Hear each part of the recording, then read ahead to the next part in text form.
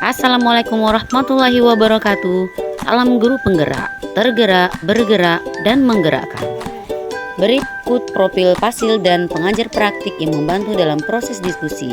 Ada Pak Ali Mutakin Esra sebagai fasilitator, Ibu Nur Komsyatun dan Ibu Hera Oktavia sebagai pengajar praktik. Dengan anggota kelompok yang terdiri dari 6 orang. Ada Pak Muhammad Topan Sakti, ada Ibu Desmi Afrianti, Ibu Yesi Novrianti, Rini Piskasari, Nufida Harya Gusni, dan Wahyu Utami Kusumaningrum. Pada video kali ini, kami akan membahas tugas modul 1.3.A.5 Ruang Kolaborasi, Presentasi dan Umpan Balik, Pernyataan Prakarsa Perubahan. Berikut tahapan yang kami lakukan saat diskusi. Pertama, menentukan visi guru penggerak. Yang kedua, membuat pernyataan prakarsa. Dan ketiga, membuat alur bagja. Setelah melakukan diskusi, kami memilih visi terwujudnya murid yang unggul, terampil dalam iptek dan berkarakter profil pelajar Pancasila.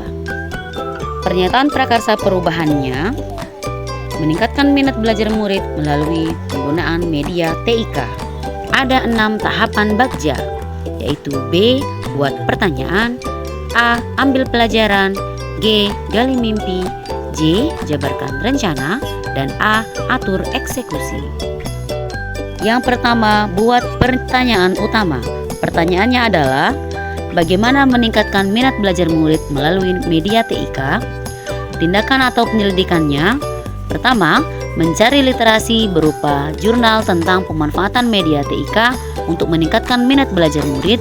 Yang kedua, melakukan diskusi dengan kepala sekolah dan rekan sejawat.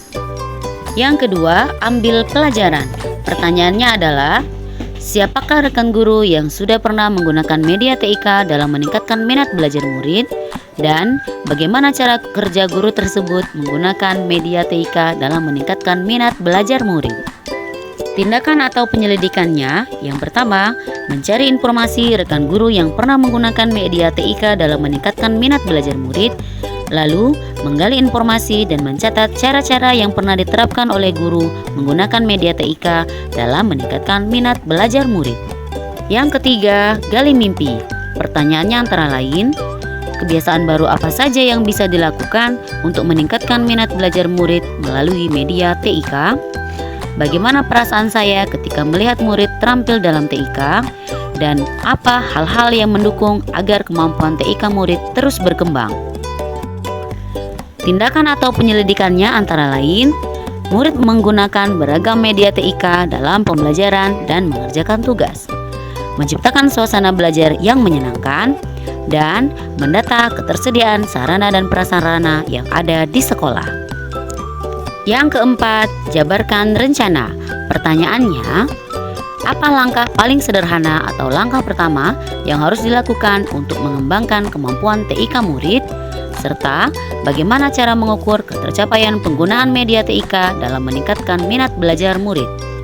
Tindakan atau penyelidikannya dengan membuat catatan target yang akan dicapai dan membuat rubrik ketercapaian penggunaan media TIK dalam meningkatkan minat belajar murid. Yang terakhir, atur eksekusi. Pertanyaannya, siapa saja yang bisa mengarahkan penggunaan media TIK dalam pembelajaran? Siapa saja yang bisa memantau penggunaan media TIK dalam pembelajaran? Siapa saja yang akan dilibatkan dalam rencana? Kapan rencana akan dilakukan? Dan bagaimana cara tindak lanjutnya? Tindakan atau penyelidikannya yaitu, pertama, melakukan koordinasi dengan kepala sekolah dan rekan guru.